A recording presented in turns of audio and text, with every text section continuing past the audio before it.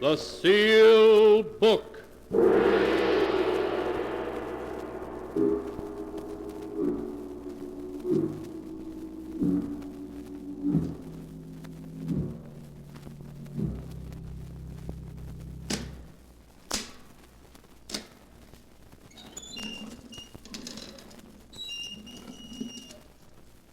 Once again, the keeper of the book has opened the ponderous door to the secret vault, wherein is kept the great sealed book, in which is recorded all the secrets and mysteries of mankind through the ages. Here are tales of every kind, tales of murder, of madness, of dark deeds strange and terrible beyond all belief. Keeper of the book, I would know what tale we tell this time. Open the great book and let us read. Slowly, the great book opens.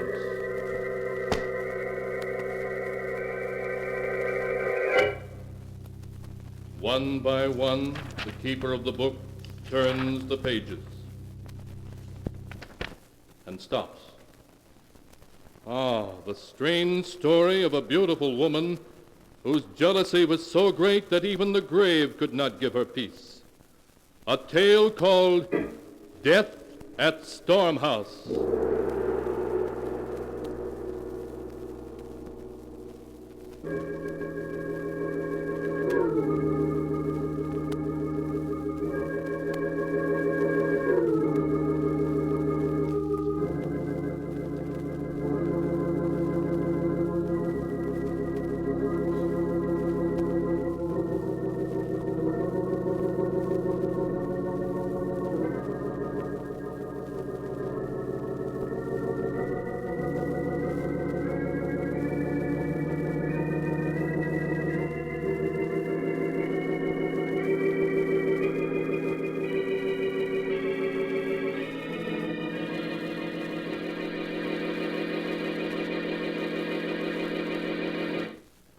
Here is the tale, Death at Stormhouse, as it is written in the pages of the sealed book.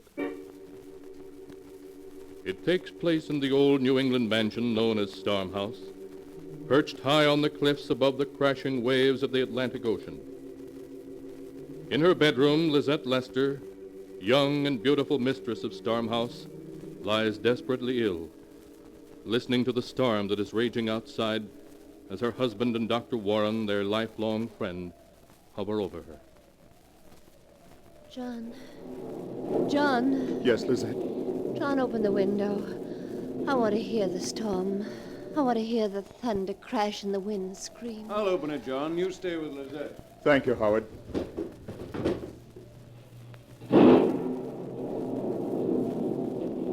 Oh, it's a wonderful storm.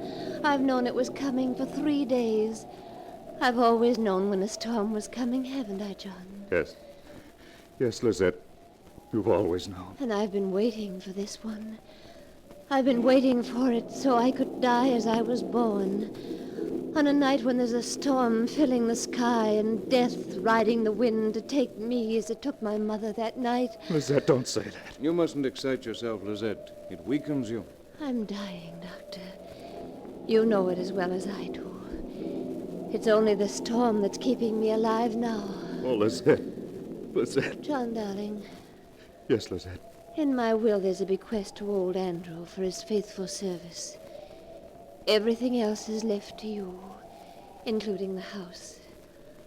On condition that you live here at least 6 months out of every year for the rest of your life. Lizette, I can't bear to talk about it. We must, darling.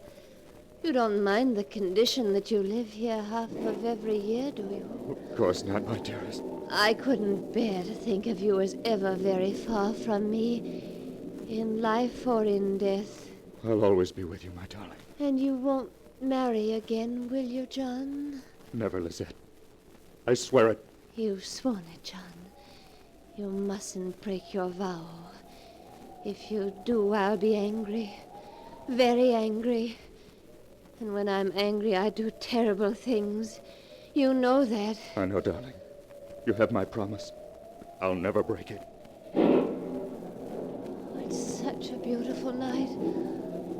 my life, I've never been able to sleep on a night like this. I wonder if now when the storm sweeps in from the sea, I'll know it and wake up. Oh. Lizette. Lizette. John. She's gone.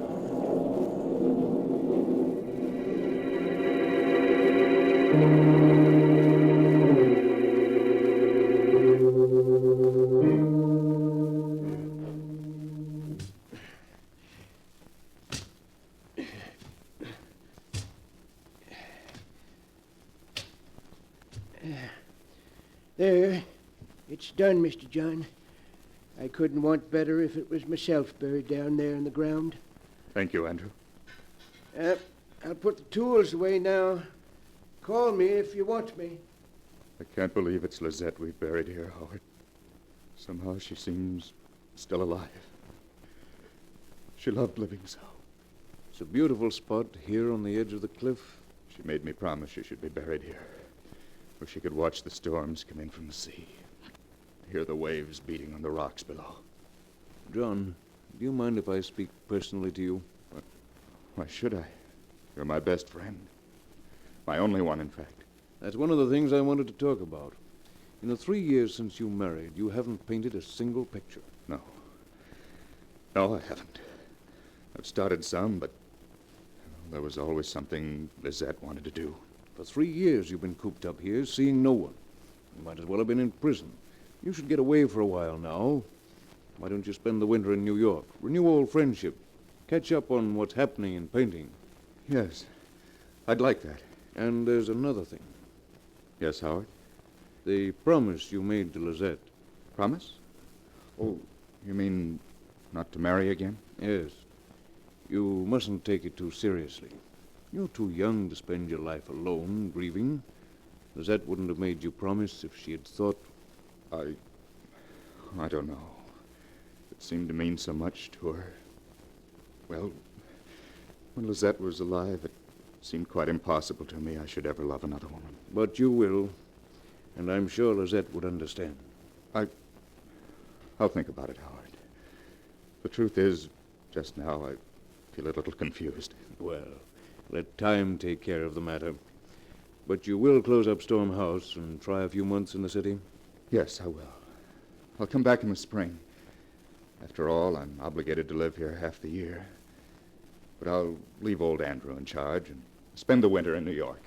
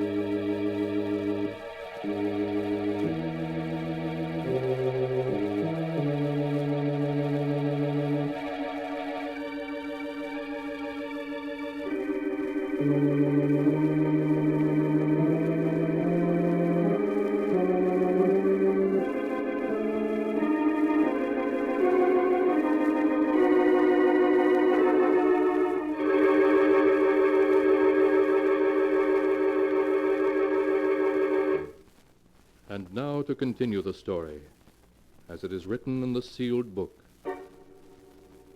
Once away from the somber atmosphere of Storm House, John Lester seemed to waken as if from a dream. He began to paint again, to live as he had before his marriage to Lizette. Then at a party he met Nora Maynard, young, gay, lovely. And one day in the spring he brought her back to Storm House as his bride. He introduced her to old Andrew, the caretaker, showed her through the house, then took her out to see the magnificent view from the top of the cliffs. Oh, John, it's a wonderful old place. The house, the cliffs, the sea. I'm going to love every minute here. I was afraid it might seem rather wild and gloomy to you, Nora. Oh, no. Look, the clouds, the waves tossing as far as you can see, the ocean way down below us. It's magnificent. It can be frightening, too, when a real storm comes sweeping in from the sea. John, what's that? Over there on that little point? It's Storm House's private burying ground. That grave you see is Lizette's. Lizette? Will you tell me more about her sometime, John? Yes, of course. Well, now we'd better go in. It's almost dark. All of a sudden, the wind seems to be rising. Oh, just 1 minute more. I want to tell Andrew to phone the village for groceries before the stores close. Well, you run in and tell him. I'll come in right away. Then don't be long. The wind's getting cold. Poor Lizette. I wonder what she was like. I wonder if she used to stand here and watch the darkness sweep over the sea and... John? Is that you? John, it's so dark I can't see you. John, don't I'll fall! Nora, what is it? Oh, Did you call me, Nora? John, you frightened me. I thought you really were trying to push me over. Push you over? I know you were just joking, but I almost lost my balance. I almost went over the cliff. Nora, I didn't push you. I was halfway up the path when you called. You were halfway up the path. I wouldn't play a joke like that. You must have become dizzy. I suppose so. But I was sure I felt your hand push me. And then the wind seemed to force me toward the edge. It must have been the height. Made you lose your balance. Yes, of course. That was it. Darling, come inside now. You promise me you won't ever go close to the edge of the cliff again. Yes, let's go inside. And I promise, John, the cliff frightens me now.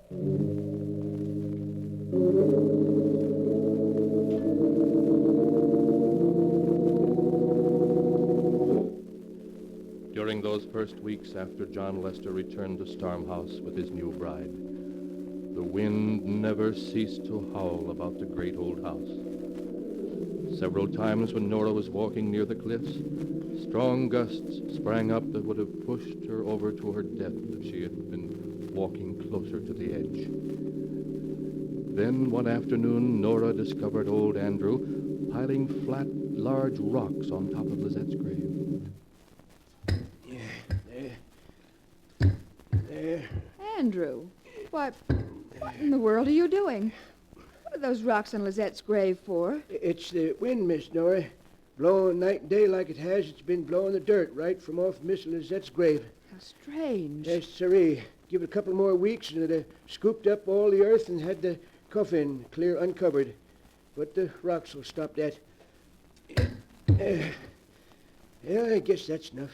Andrew, Yes, ma'am. did Lizette love John so very much? Love Mr. Lester? Why, yes, I expect she did, ma'am, in her way. In her way? Excuse me, Miss Nora, I got to drive to town now for a package for Mr. Lester. Oh, his new paints from New York. He's been so impatient for them. Oh, Andrew, Yes, ma'am? that big stone vase on the upper terrace, right beside the steps.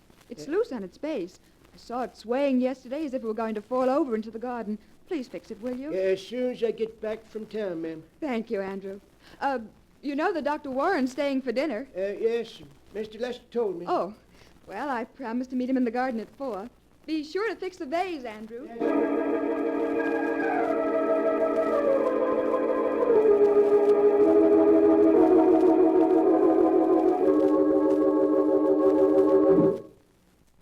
Hello, Dr. Warren. Have I kept you waiting long? Well, there you are, Nora. I was just beginning to be afraid you'd gone too close to the cliff and become dizzy again. Oh, no. After almost falling over twice, I don't take any chances now. That's the spirit. Where's John? Painting on the upper terrace. There he is now. Oh. John! Oh, hello, you two. What are you plotting down there? A tour of the caves down by the beach. Knock off for the day and come along. Please do, John. Well, maybe I will. Light's fading. John, don't lean on the stone vase. It's loose and... Oh! Nora, look out! Nora, you hurt? I'm coming down. Good grief, that was close. Fell right where you were standing. You pulled me back. Just in time. Nora, are you all right? Yes. Yes, thanks to Dr. Warren. He saved me. I couldn't move. I can't understand it. I'd hardly touched it when I went over. You must have leaned against it harder than you realized. No, I didn't. I just touched it. It gave way all of a sudden. Oh, thank heaven you were here, Howard. It must have been the wind. And the vase was loose. I was just telling Andrew to fix it. If you'd been hurt, Nora. Oh, a miss is as good as the mile, darling. Come on. Let's forget the caves and go in and have tea instead. The wind has turned awfully cold all of a sudden.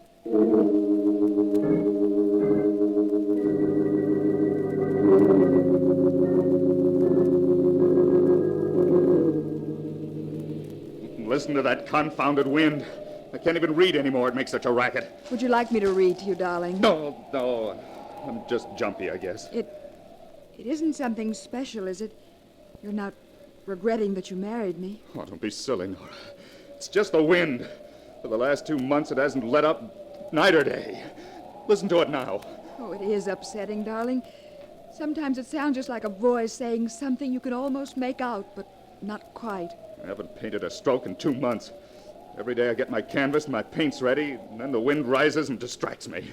You're not sleeping well, are you, John? No, I haven't slept for weeks. Nora, I can't stand it any longer. I can't stand it. If that wind doesn't stop blowing, I think I'll go mad. Oh, my darling. John, listen to me. Listen to me, dear. We must go away from Stormhouse, away from the wind. We must, John. But the will. The will doesn't matter. Oh, John, please say yes. We can't ever be happy here. There's something about the place that will forever prevent us. Leave Stormhouse. Never come back. And never come back. Yes, Nora, you're right. We'll do it. We'll leave tomorrow. Oh, John! Oh, we're going to have another storm. Yes, it certainly has come up quickly. Sunset, there wasn't a sign of a storm. It's as if Stormhouse knows we're leaving and wants to live up to its reputation on our last night. Well, darling, I think I'll go to bed and dream about leaving here tomorrow. Coming? No, I'll finish my pipe and tell Andrew our plans. All right, darling. I'll bring my diary up to date while I wait. Don't be long now.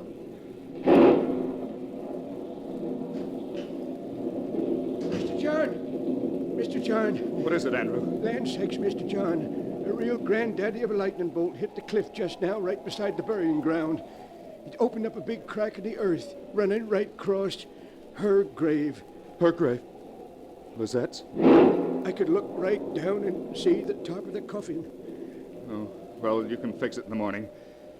We're going to be leaving, Andrew, but we'll settle the details tomorrow. Better turn in now. I'll do the same. All right, Mr. John. Sure is a humdinger of a storm.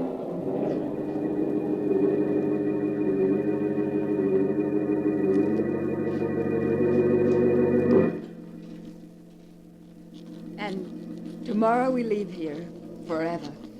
I do so hope it's going to make a difference. John has seemed so depressed lately. I wonder if it's my fault. If he regrets marrying me. No, I won't think that. Not even this storm tonight can frighten me now. I know John loves me and... Who turned out the light? Who came in then? John, is that you? John, where are you? Don't tease me like this. You're frightening me. John! Ah!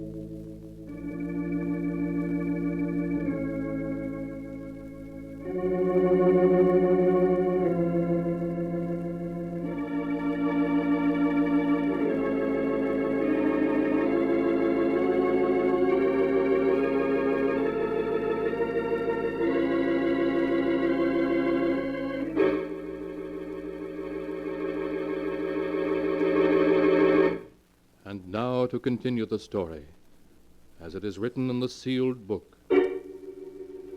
After the great storm had opened up Lizette's grave so that her coffin was plainly visible, Nora had a midnight visitor. There was a scream, and a body crumpled to the floor. The next morning, the sheriff came to talk to John. That's all of it, Sheriff. That's all I know. Nora screamed. When I got to her, she was lying there on the floor. Dead. Murdered. But the weapon, Mr. Lester. We know it was that antique ivory paper knife of yours, because the point broke off in the wound. But where is it? I don't know. I tell you, I didn't see it. I see. Well, I think you better come with me for the time being, Mr. Lester.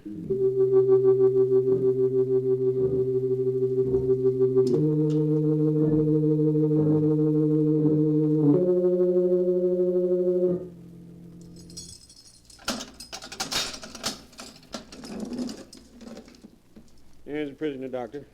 You can see him for 15 minutes. Oh, Howard, thank heaven you've come. John, how are you? Oh, how am I? I don't know. I don't care. Howard, have they caught Nora's murderer? They still think you did it. I gather that they did. And the ivory knife hasn't been found? Nowhere. And we've searched every inch. John, think. I know when you found Nora, you were shocked and dazed. But the knife, surely you saw it.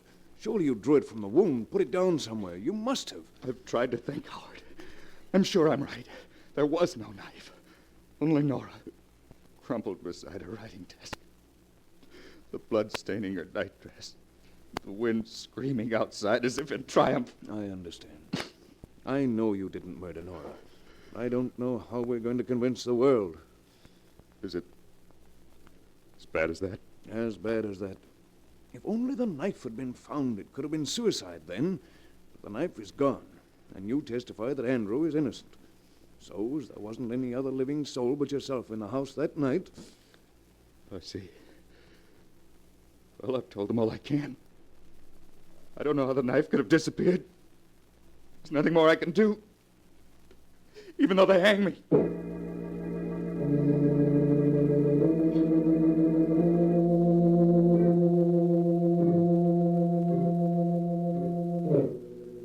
And hang John Lester they did, after a due and lawful trial. For in the jury's eyes, the fact of the missing ivory knife that had killed Nora Lester was damning evidence.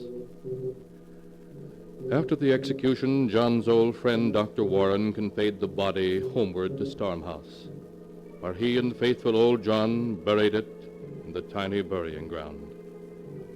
Andrew dug the grave close between the graves of Nora and Lizette. So close, in fact, that while digging, his pick struck a coffin. Doctor, look. Corner of a coffin. Lizette's coffin, it must be. Yes. That night the lightning struck the cliff. Must have moved her coffin round somehow. I remember the grave looked a little queer next morning when I fixed things up. I guess we'll have to dig it up so we can put it back in its proper place. Guess we better, Doctor. Well, won't take long.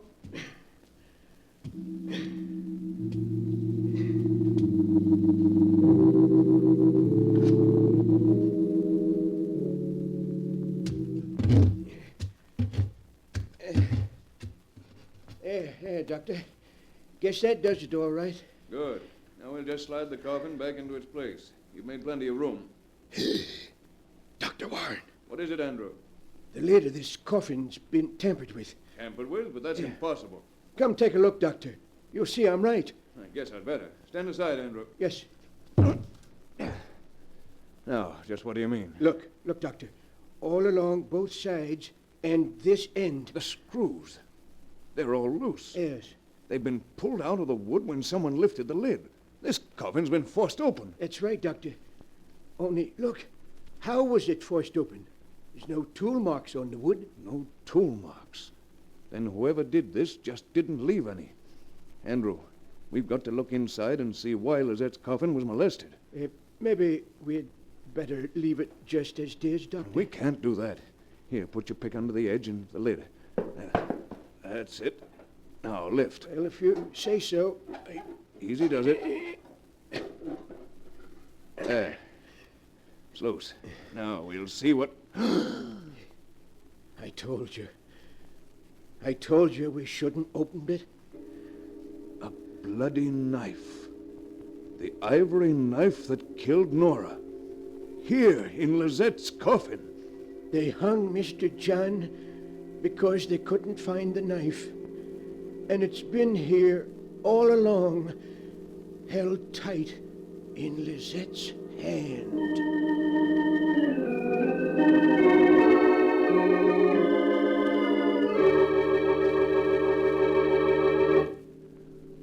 So it was beautiful Lizette who killed Nora.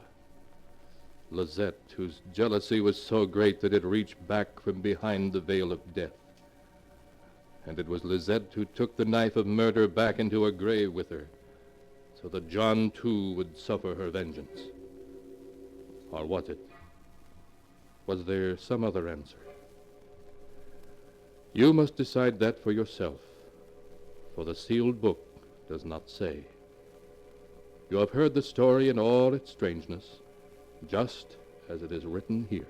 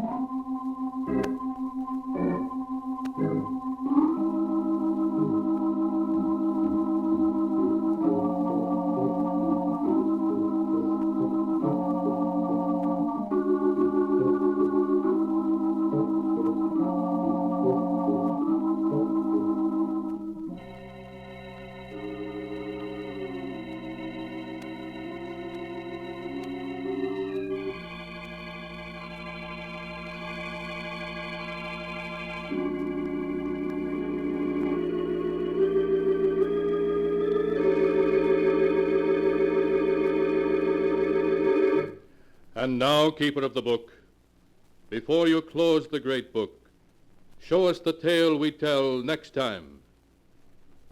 This one? Ah, yes.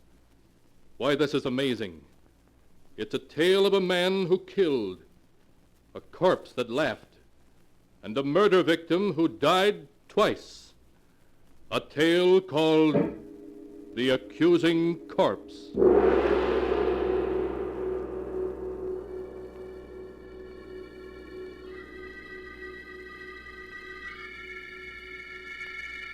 Be sure to be with us again next time, when the sound of the great gong heralds another strange and exciting tale from The Sealed Book. The Sealed Book, written by Bob Arthur and David Cogan, is produced and directed by Jock McGregor.